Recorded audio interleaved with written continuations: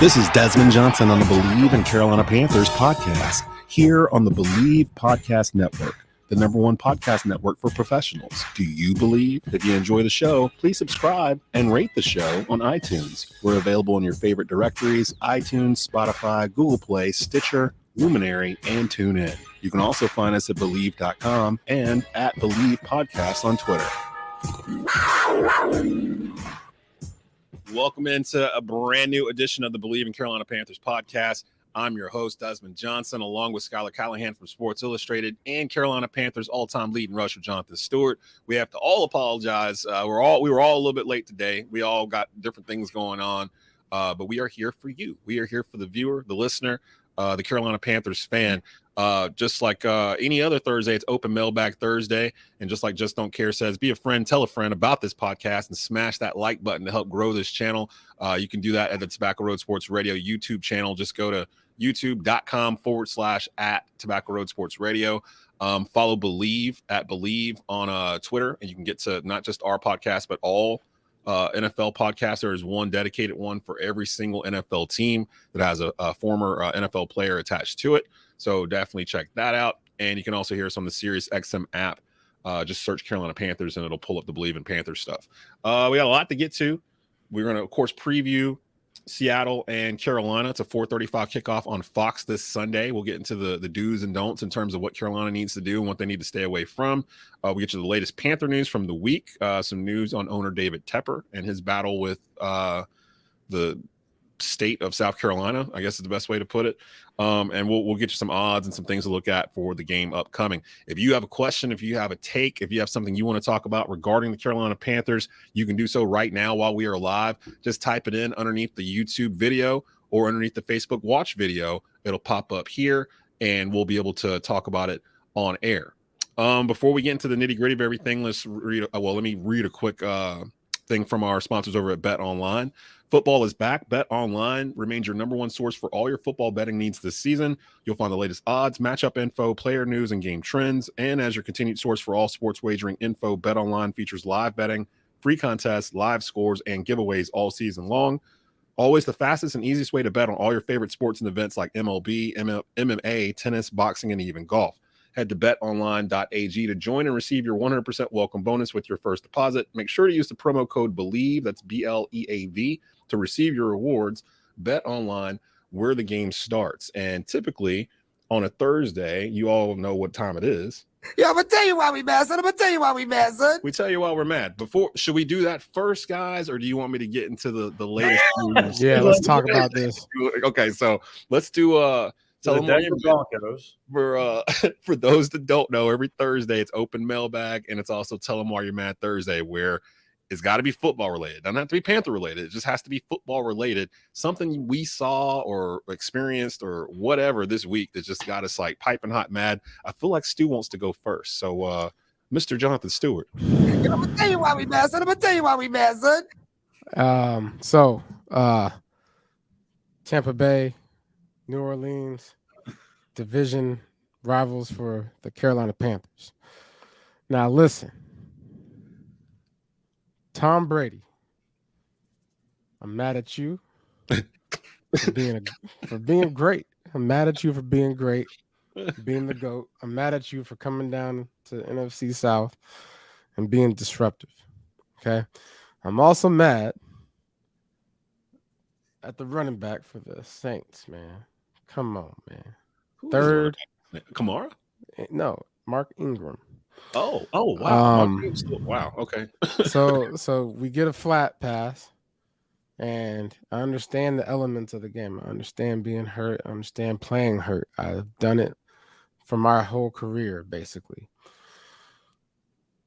You had one chance to get the first down, and you just jump out of bounds. You could have jumped into the defender and picked up the first down. If they would have picked up that first down, bro, we would be sitting here with the Carolina Panthers going into the Seattle Seahawks week, really looking at, first place. Sitting at, right there with the Bucks. And so I'm mad at them for really losing a game they should have had. Basically, So you it pissed me off. It pissed me off. Yeah, I'm gonna tell you why we mad, son. I'm gonna tell you why we mad, son. Schuyler, you want to go or do you want me to go?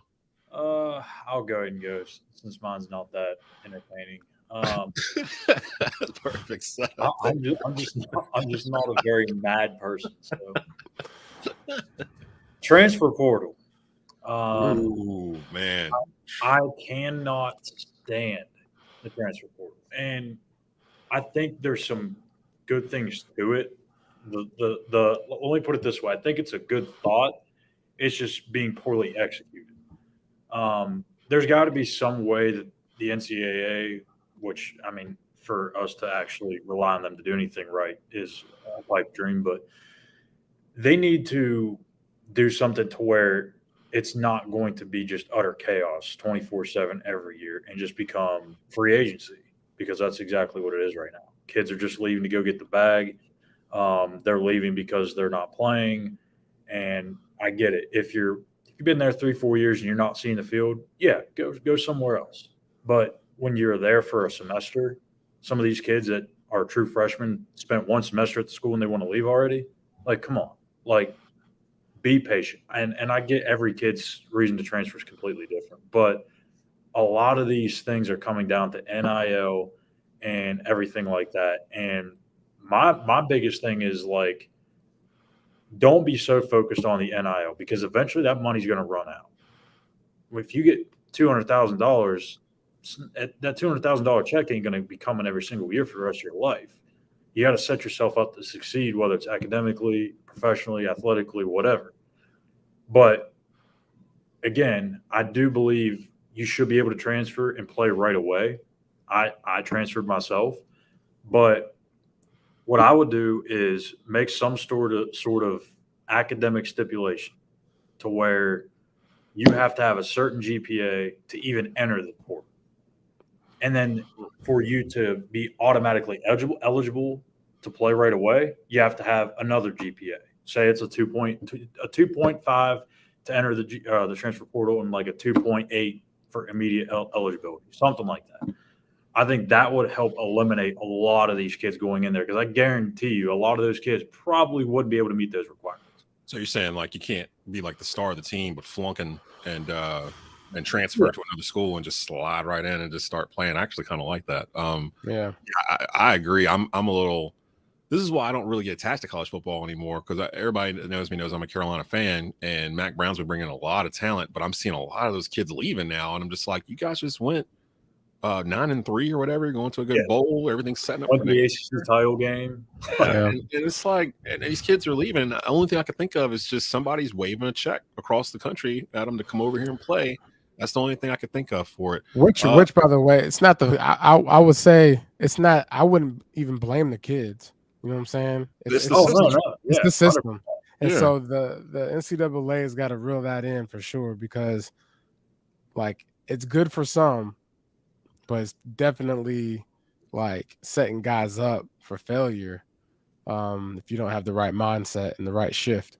So and I'll say this too. Like, I cover West Virginia too for SI Fan Nation, and there's some guys that I've talked to that have worked in that building that are no longer there, but and they kind of warned everyone about this, in that sometimes you're going to have a couple guys on that roster that all of a sudden they're worried about whatever dang NIL deal they can get, and some of those NIL deals will take them away from their extra time in treatment, preparation, lifting, like, and some of them are respectful to the program's, timelines of what they need to do, but some of them aren't. Some of them just don't care.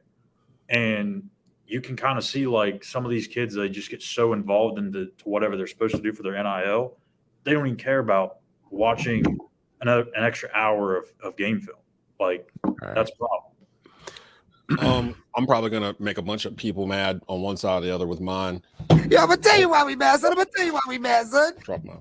Where are we going? I don't want to say mad. I am frustrated at everyone that is mad at Deion Sanders. Like, I'm so frustrated about this, because it's. I tell people all the time, I didn't graduate from a HBCU. I did not graduate from one. I could have went to one, but chose not to. However, I do count the largest HBCU on earth as one of my clients in North Carolina A&T State University. So I'm over there a couple times a week, especially during football season. And no matter how often I'm there, no matter who I'm around or what I'm doing or what's going on, I can never, ever duplicate being a student or a faculty member or alumni of one of these schools. Like, it's just, there's no way possible to do it. Deion Sanders didn't graduate from a HBCU. He went to Florida State. I know he got an honorary degree or something after the fact a year or two ago from one of them. It's not the same thing.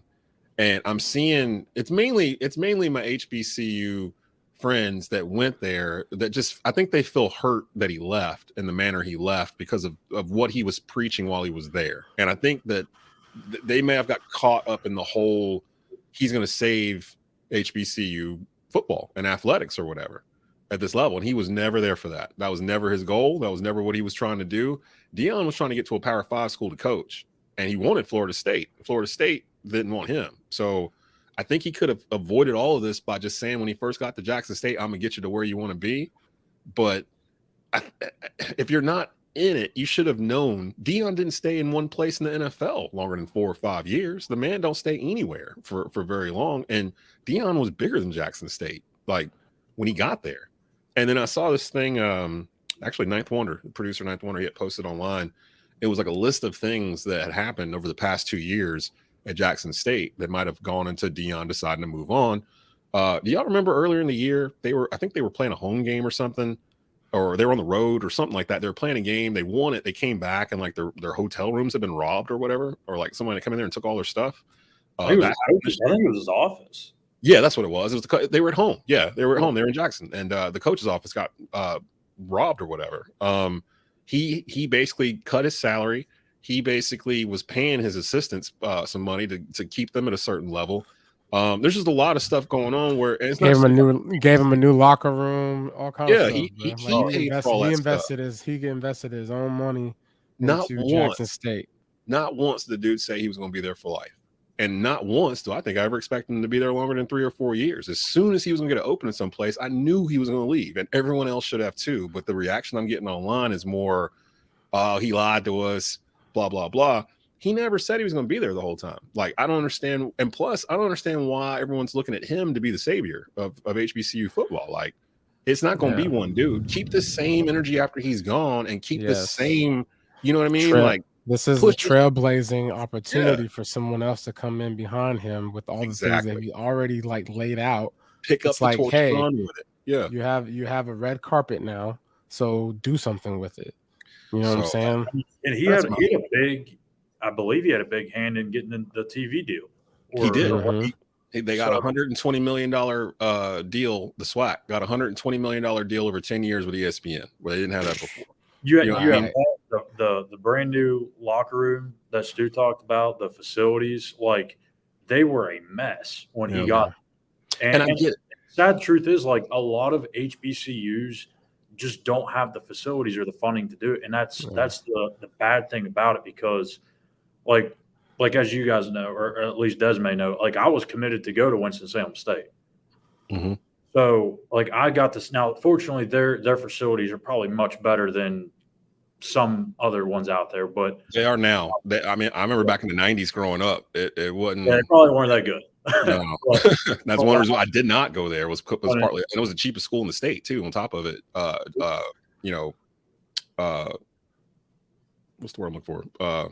Semester fee wise, like it was like $800 or whatever back in the day to go full time. So when I transferred from the school that I was, Winston-Salem was one of the first ones to contact me. I didn't care if it was HBCU or not. Like I loved the school, loved the people there. And it was just like a really good atmosphere. And I think the thing that most people don't realize about HBCUs is like people actually care about you. And I think that's the one thing that I wish like some of these people, not just like, Coach Prime or anybody, but like I wish more people would put their investment into HBCUs to lift them up, to give them the platform that some of these Power Fives or even a Group of Five school have. Yeah. Because I think they deserve it first and foremost. And I mean, like when you talk about getting HBCUs up to the level of major college football, like you guys said, like it's going to take more than one person. Deion's not stupid. Like he knew, like, hey, I did what I could, but I'm not going to be the only one that's going to be able to take this thing to the next level. He's got to have so many people around him to do that, and no one's willing to do it. And that's it wasn't fair. It wasn't fair to think that he could do this, and the fact that he actually accomplished what he did in terms of, we're not saying that it didn't exist before him, but clearly the spotlight is bigger now because of him. And it's up to what he's college game. He was on College Game Day. Yeah, College Game Day at Jackson. I mean, come on, y'all. And on top of that, I will say this: because of the transfer portal and the stuff you laid out a minute ago, I would not be surprised if Colorado is a top 15 team next year. Just watching USC do it this past year out the blue for some reason. Yeah, Colorado's been good in 20 years.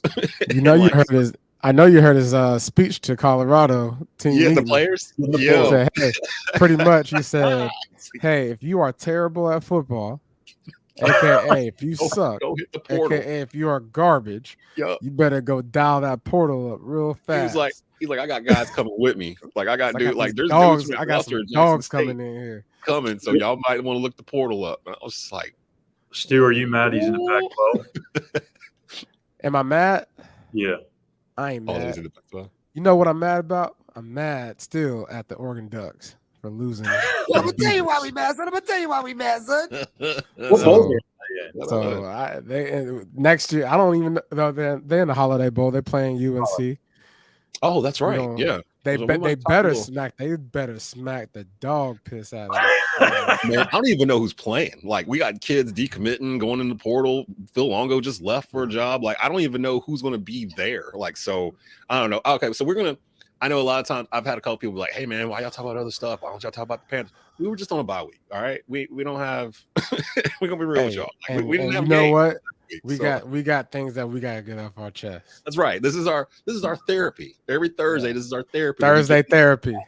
and y'all can join in. Yeah, I'm gonna tell you why we mad, son. But I understand you guys want to get to some Panther stuff. So the main news that came out this week, I don't know if you guys saw it, but Carolina Panthers owner David Tepper, this just came out this morning, has settled his tax fight with York County, South Carolina. So for those that aren't aware of this story, David Tepper was building a brand new practice facility. It's going to have new hotels and restaurants and all this stuff in Rock Hill, South Carolina, about 25 minutes from where the Panthers play. About halfway through it, they stopped construction. I never got an answer as to why they stopped. It had something to do with the money, wasn't it? Like something was going on. Tepper was like, nah, and they stopped it all. And then the county decided to sue David Tepper by saying that he did not handle the funds correctly that they had gave him. Tepper, I believe, was saying he never got the funds. And then they opened a criminal investigation on this earlier in the week. It didn't necessarily mean that David Tepper had done anything wrong. It was just like the next step in the process.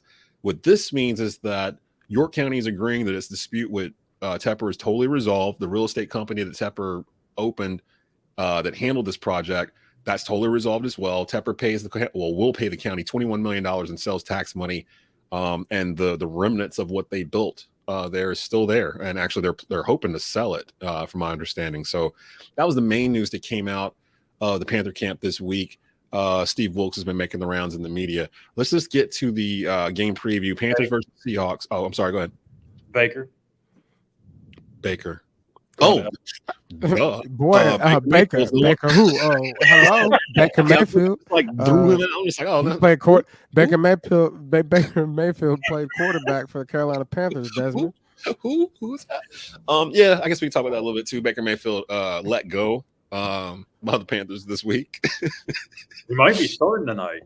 He might be starting tonight. And I was going to ask, how hard is that, Stu? How hard is it for a quarterback to hop off a plane and 24 hours later be starting an NFL game where the whole country is going to be watching because there's no other NFL games on tonight? Look, the authentic answer is I don't know. Because I ain't never played quarterback and I ain't never did that. But I do know that if you a dog, you a dog. You know, if I played running back and I've never had to suit up and figure out an offense within a couple hours and just jump in. Cam did last year. Kind of, sort of. Cam, well, it depends on who you ask. That's because Cam's special.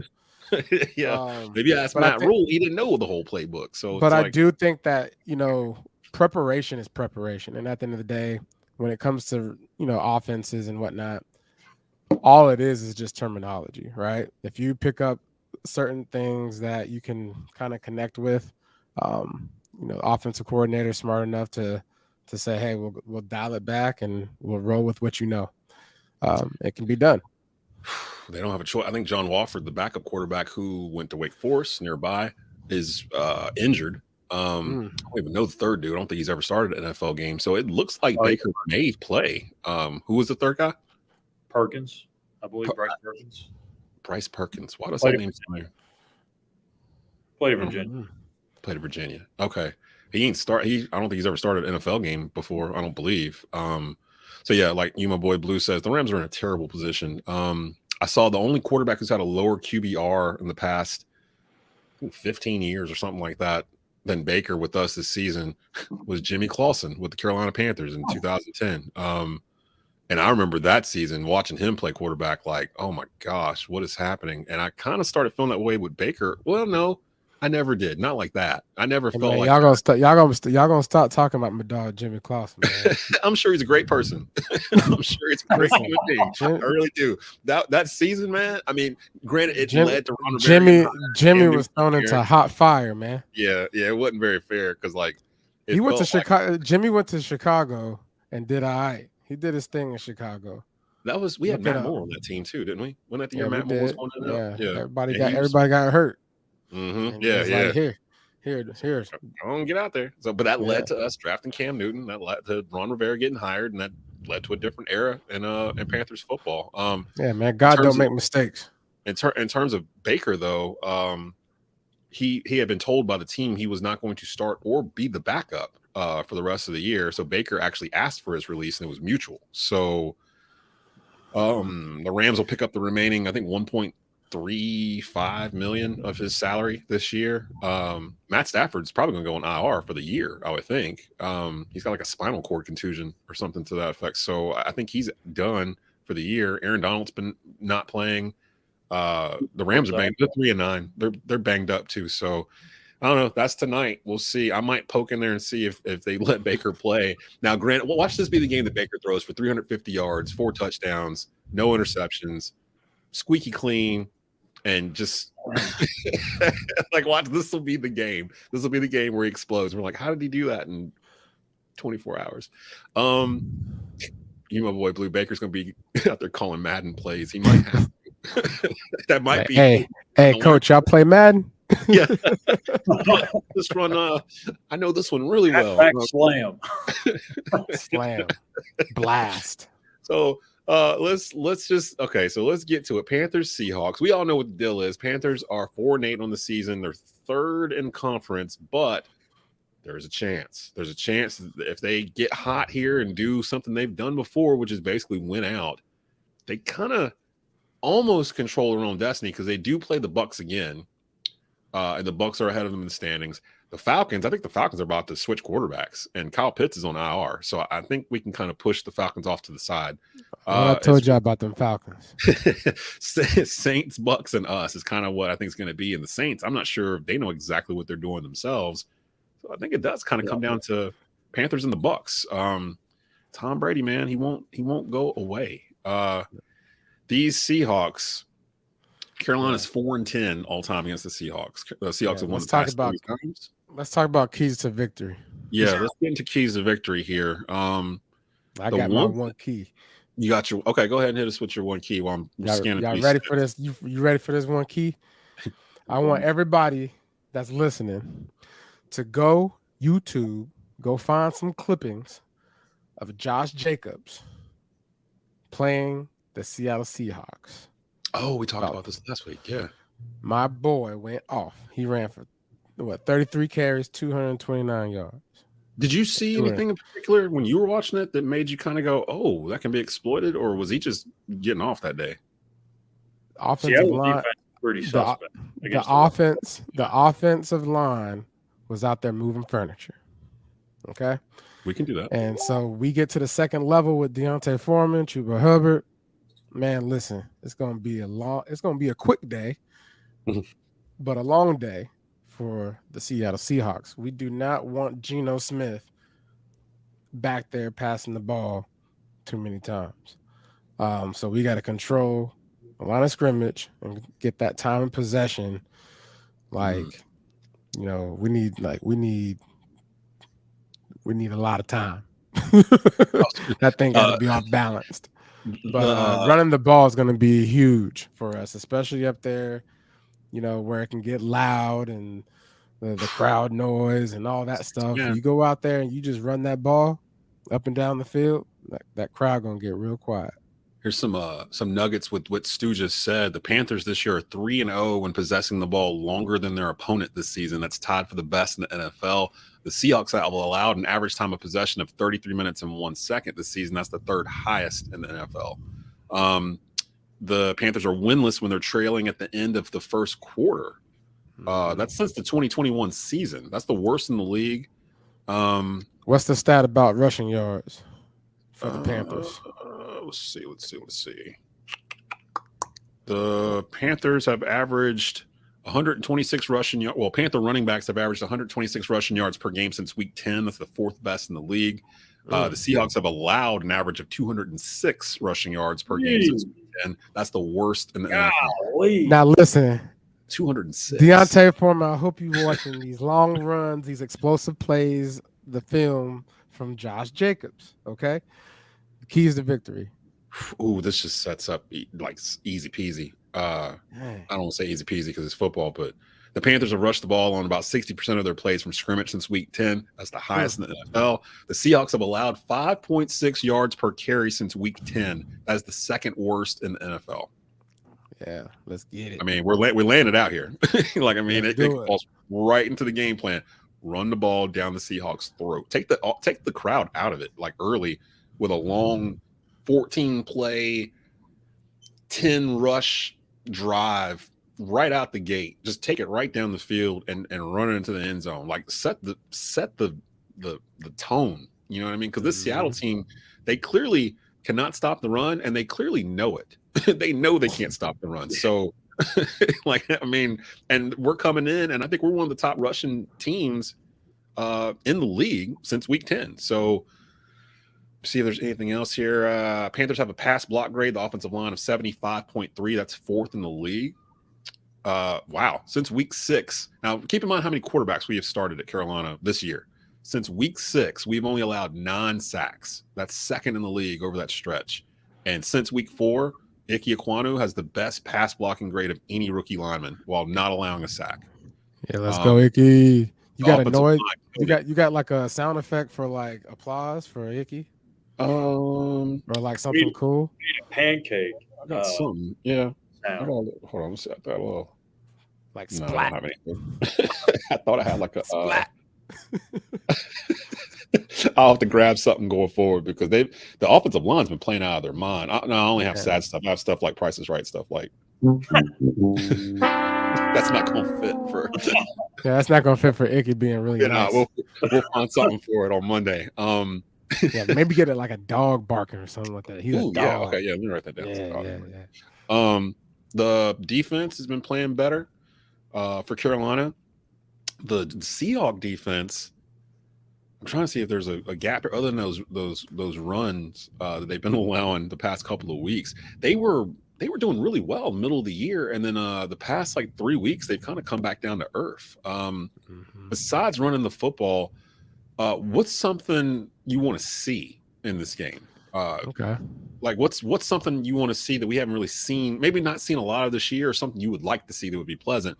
What's something that you'd want to see happen besides a win, of course, Panthers versus Seahawks? Schuyler, what about you first? Is there something in particular you'd like to kind of see get going?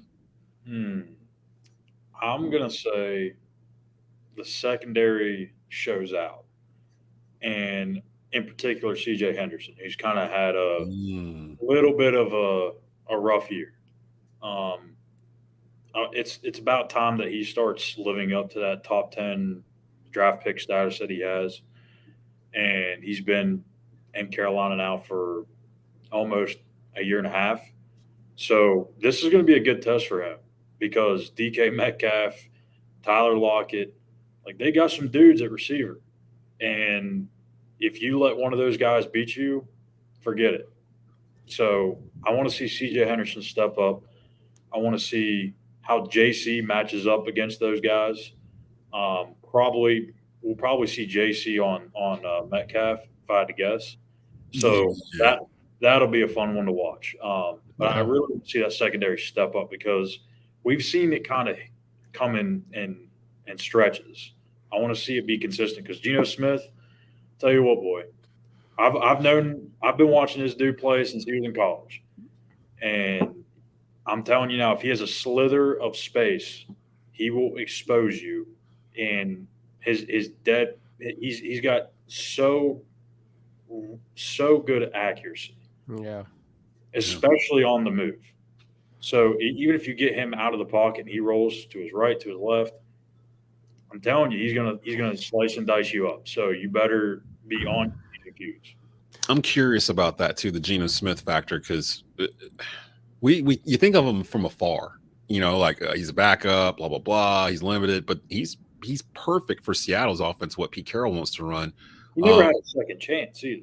He never did. He never really. Well, this is a second chance now, I guess. He got thrown into arguably the worst situation when he came into the league, and he got drafted to a team that the head coach didn't even want him. They essentially threw him out there early as a rookie when he wasn't ready.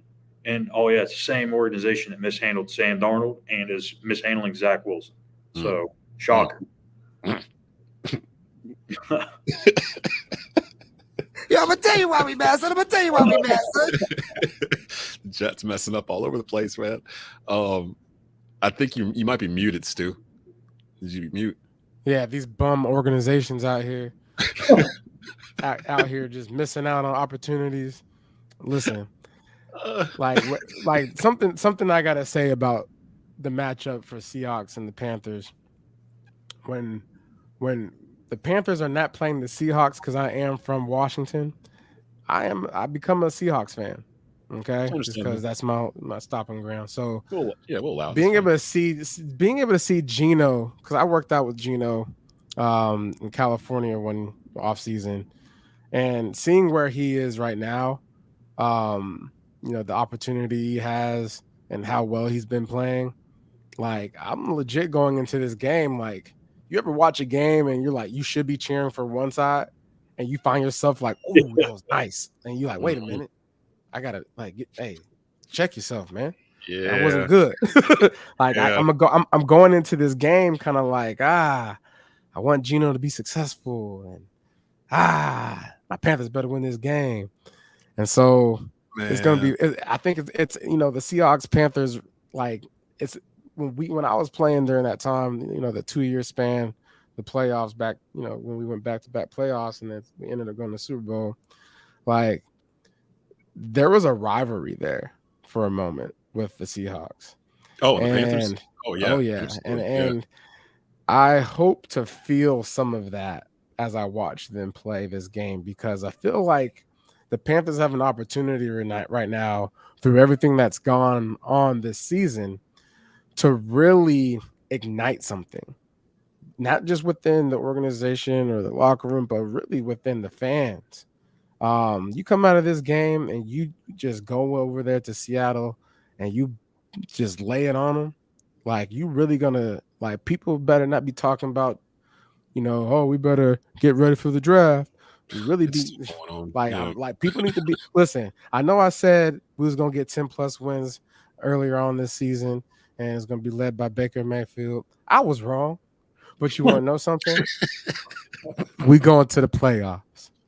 We're going to the playoffs. All I got to say is, one, yes, you're correct. Because if you win this game and you got Pittsburgh and Detroit next up on deck, that's a chance to go on a run. Although Detroit is a Dr. Jekyll, Mr. Hyde kind of team, they can drop 40 on you, and then they might score 7. But if they see film of Carolina Panthers waxing that behind, then they're gonna be looking like, dang, I thought we were gonna have an easy one. And not just because he's a West Virginia guy, but Geno Smith seriously has to be in the MVP race, because the Seattle Seahawks would not be anywhere near where they are right now without him. And I think you can make a case because you can make a case like, yeah, of course, Josh Allen, Pat Mahomes, all those guys are stars. The true definition of most valuable player would be Geno Smith right now. Yeah, yep. I See, agree. I don't know. I think I highly agree. As quarterback, I think he has to win the NFC West for me to seriously consider that. In that same vein, though, I'd say the same thing about Tyreek Hill. That, you know, if you talk most valuable player, like Miami is a problem on offense, but a lot of it's because you can't cover any of their receivers. they're all fast, they all run routes right. And Tua, I don't know what happened. Remember when the Dolphins were trying to tank for Tua and they messed that up and they ended up getting Tua anyway? They were trying to tank for him because he was that dude. He was that dude at Alabama. And somewhere along the way, I don't know if it was from him hurting his hip, because it reminded a lot of us of Bo Jackson. So we kind of tempered our expectations a bit, or maybe because he's left-handed. I don't know. I don't know what it is, but we all kind of fell back off at Tua and was like, maybe he's not it. We went to Joe Burrow. We went to all these other younger quarterbacks.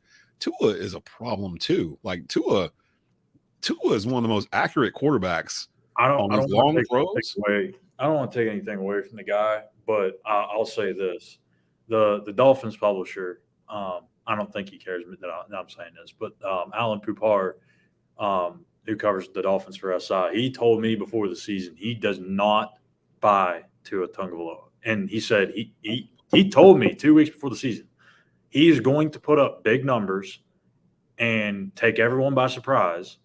And the offense that he's in now with Mike McDaniel and having Tyreek Hill and Jalen Waddle, having those weapons, it's going to make him look really good. And then the Dolphins are going to throw the bag at him, and then it's all going to come tumbling down. So we'll see if he's true. But why would it come tumbling down if he still has those players and he's still in the same system? Like, that doesn't make sense. It'd be a one-year thing. I don't know. I think Tyreek Hill and Jalen Waddle are going to still be just as fast next year. So I don't know. Well, I guess what his point was more so maybe it won't come tumbling down, but he's still not – you're going to pay for him to be the guy to take you to the Super Bowl and win it. And I just don't think, from what I gathered in that conversation I had with him, that he doesn't believe that Tua can go and win you a Super Bowl. Well, we'll see. But that's very strong words from the Miami Dolphins Sports Illustrated. Let me tell you about these QBR ratings right quick. Yo, Patrick Mahomes 78.5, Tua 77.4, Josh Allen 75.1, Jalen Hurts 69.2. Guess who's number 5? Geno Smith. I thought you were going to say Sam Darnold or something crazy. Like, what? After last week, he might be somewhere. Hey, what I want to see, I want to see them open the offense up a little bit for Sam Darnold, because I feel like Sam can make the throws that PJ couldn't. Yeah. Just throw it like 5 yards further. Like, just, like open it up a little bit. They can wait till Pittsburgh to do that, because Pittsburgh's secondary is just bad. Yeah. Seattle, just run the damn. Yeah, they suck. Just run it. Now, the last time we were in the situation, we were like, this sets up very well for us. I believe it was Baltimore, and we just didn't show up. Man, the weather was bad. I'm blaming it on the weather, man. Well, the team must have stayed at home because of the weather, because it felt like they didn't get on the bus that day. It's like nobody had any spark going on. I've had a game like that. What do you think that is? Do you think it's the layoff? Do you think it's because we're going to see Wilkes coming off a bye for the first time ever? Do you think it's just not – you're in the routine for so long each week and then having this late bye? Do you think that can tend to kind of disrupt your rhythm a little bit? Yeah, man. I mean, you just get fatigued, right? Yeah. Like you doing something for so long and you're like anticipating a break. Although they did have, a Thursday night game, which kind of leads into like a mini bye week, right? After a game. So, but it's a long season, and these guys put their bodies on the line, week in and week out. And the preparation, at some point, during the season gets so tedious, with the repetitiveness of the meetings and sitting in the meetings, hearing the same things over and over and over and over and over and over. At some point, you just be like, man, look, You I'm just get tired. Yeah. I think and I hope that's what we saw the Ravens game, or maybe it was because of the rain. I don't know, but Well, the Ravens didn't play blame, very well that day either, so it yeah, very well could have been. It was windy. That's what it was. It was really windy because we were yeah, it scared was, to kick field goals that day. Yeah, yeah, so. but But I haven't even checked the weather for Sunday in Seattle. I'd imagine it's going to be overcast and loud yeah, and so probably cold. maybe some rain. It's Seattle, Washington, so probably some rain maybe. My guess it'll probably be like 44 degrees. Which ain't bad. I mean, hell, it was 60 degrees here today. I was just like, it's December. Like, what's going on here? There's nothing other than anything else I wanted to pull out regarding the game. Johnny Hacker's 5th in the NFL in punts. This might be a field position game, so keep track of that. Wow. Frankie Louvu came back. He's had 30 tackles, 3 sacks, and 3 tackles for loss between weeks 10 and 12. Louvu's You already know how I feel about Louvu. That's my dog. Yeah, dude. That's my guy. I like him a lot. I need Stu's lottery numbers. It's on 44 degrees on Sunday. You gonna do what? It's gonna be 44 degrees on what? In Washington? Man. You guessed that. Nah, listen. That's just usually what it. Up there. That's usually what it is during this time of year. I'm a big weather guy too. So like, I go to the Weather Channel all the time and just kind of sit there and just look at it. Oh, you like me? You like when it's hurricane season? There's like a hurricane coming. You just sitting like this, like watching, like, oh, is it close? That thing close? It's a 4. Hey, grab some wood, tape up the windows. No, not tape up the windows, board up the windows. So, it's the open mailbag. Tell them why you're mad. Thursday edition of the Bleav in Carolina Panthers podcast. Before we get out of here, real quick score prediction time. What you guys think here? I think last time Stu almost nailed the score. I didn't ever go back and see exactly what it was, but it sounded pretty close to what we ended up with last week, or a week before last, I should say. Schuyler, you go first. What's your is that why I go first? Because I'm the Debbie Downer. I think so. Yeah. Well, yeah. Tell us the bad news first. What you think? You're just the realist. You're the one that's like realistically looking at it like the Panthers have not won a road game this year. Yeah. Should I pick them to win the first one going across the country? Like, this you work for the NFL office, the No Fun League. Yeah. Can they pull this off? They pull this off, Schuyler? They don't.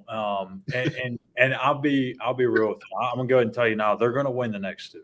So after this one, I always say that. Yeah, they'll win the next 2.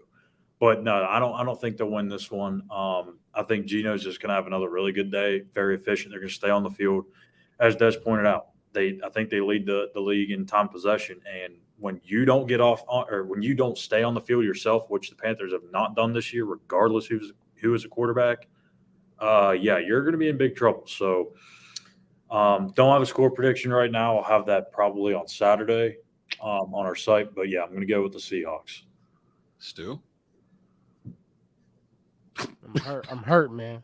You look disappointed. I want to make you happy the next 2 weeks. If what Schuyler just said, if what he just said happens, then by the time we get to the end of Detroit or whatever, or I don't remember if it's Steelers, Detroit, or Detroit Steelers, by the time we get through this 3-week stretch, we would be 6-9, and I think technically still alive. Well, depending on what else is going on around the league. They will be alive 2 more times. Tampa's going to lose 2 more times in the next 3 weeks. Yeah, they'll lose to the Niners. They got the Niners on a short week. Yeah, they got the Niners Sunday. Who is it right after that? The Bengals. Look, the Bengals might be the best team in football. And I know I'm the one that's been championing the whole don't trust the Cincinnati Bengals 2 years in a row. Like typically that works out.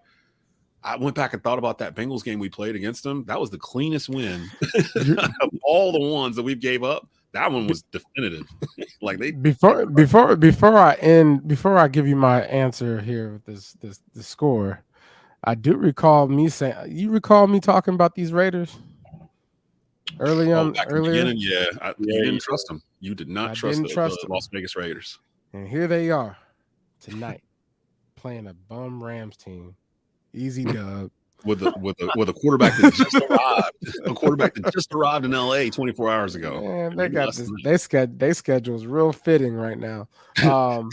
But anyways, man, look, defense got to play really well against Geno. Our DBs, we need a turnover or two. We need to be disruptive, in the backfield, getting to the quarterback. So we can at least hold them to like 21 points. But we're going to have to score at least like 27, 28. So I'm going to say like the score is 27-24. Ooh, so you got more of a high scoring kind of game. They allow. I feel like if we control the run game the way we're supposed to, we're gonna be able to hit him over the top. And Sam Darnold's got the arm for it, and so that's what I feel. I'm gonna. I was close on the score last week too. I think. I'm gonna let me write these down. By the way. Yeah, write them down so we got a record this time. I'm gonna pick Carolina just for the narrative because we need the win. I know we haven't won on the road. I know Seattle's won the past 3 times they saw us. But this is Steve Wilkes' team now, baby. Like, this is a whole different script. Like, I can throw all that other stuff out. Like, Steve Wilkes ain't never coached the Panthers versus Seattle, so I don't know how it's going to turn out. So if they're going to do what we've seen the past 5+ weeks, which is basically run the ball 30 times and let their defense eat, I think they can rattle Geno. I'm going to go.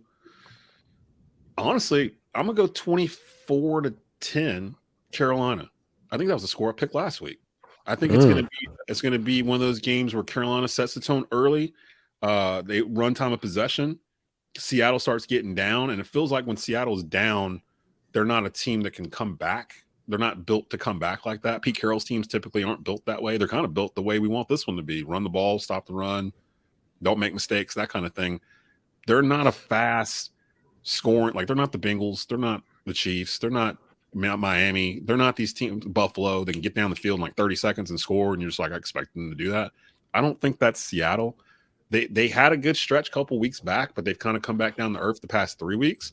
They are at Seattle, and I know it's one of the loudest places in the NFL, but these are not the same Seahawks that had the Legion of Boom and Russell Wilson actually converting passes and, like being Russell Wilson. Like, that's not there anymore. And I know Geno's having a good year, but it's not exactly the same as it was before. I think the aura might be gone in terms of the intimidation factor of going in there to play. I'm going to say 24-10, and I don't think it's going to be that close of a game. I think it'll be a game. I think it'll be a statement game for Carolina, as much of a statement you can have 4 games under 500. But I think it'll be one of those games where the nation will be like, can Carolina make a run for the NFC West? The conversation will start after Sunday. After what they do in Seattle, the national media will have to look at them and go, look at their schedule. They play the Bucs again. Can they do this? It kind of sets up for them to do so. Remember 2014? Like all that narrative is going to start coming back, I think. So I'm going to go 24-10 Carolina.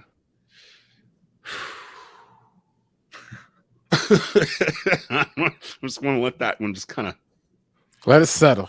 Let it settle because so, yeah. Before we go, I want to say, do you think that the Broncos have tarnished Russell Wilson's career? I think Russell Wilson did, yeah. That was a trick question. I think the Broncos thought they were getting Russell Wilson. They got something else.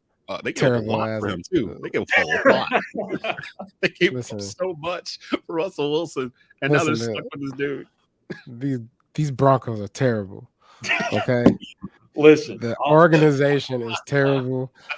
Like, I'm blaming the organization. You know what we should do is have one of the fans, or maybe we can all pitch in on it and give Stu a Christmas basket filled with Broncos stuff. No. I'll burn that joint in the driveway. Yeah, I'll burn it. I'll do a dark Knight. What's his name? Bane video. me burning some Broncos stuff. Bleav would probably want that footage too. They're probably like, if you do it, make sure you tape it so we can put it It on.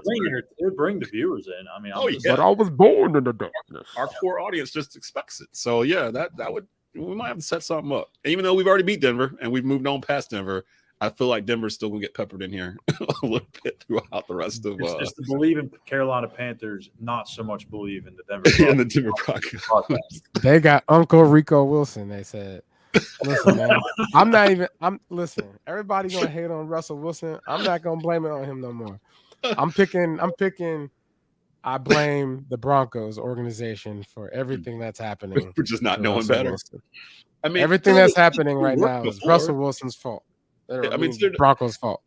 To their defense, it worked before. Hey, we're one piece away. Let's go grab a top 3 quarterback, bring him in here. And well, Russell Wilson wasn't a top 3 quarterback when they went to go get him. That's number one. Number two, he has not ingratiated himself with his teammates very well either. So they're not exactly. Yeah, we know all those things are happening, but if we had to balance and weigh this thing out, the weight would be like it would be 65% Broncos and the rest 35% Russell.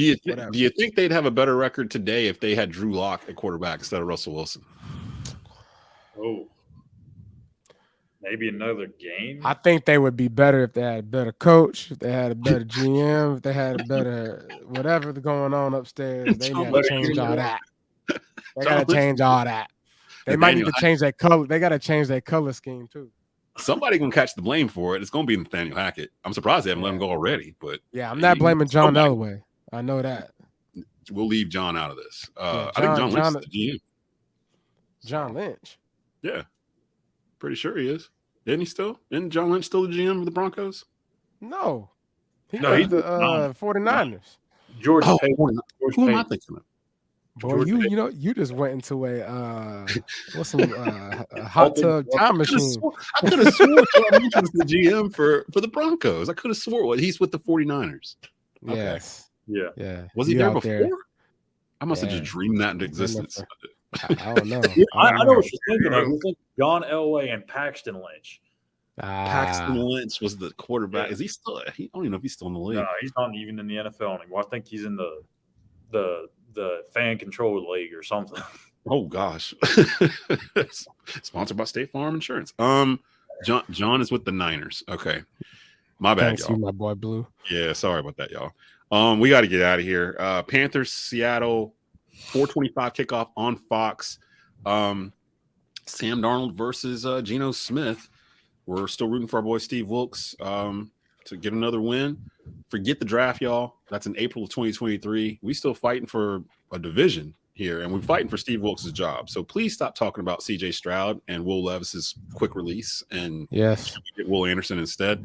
We ain't there. We ain't there yet. We got plenty of time to talk about that. Glory Days Apparel. Anybody out there with the T-shirt companies? We need to get these hire Steve Wilkes shirts made.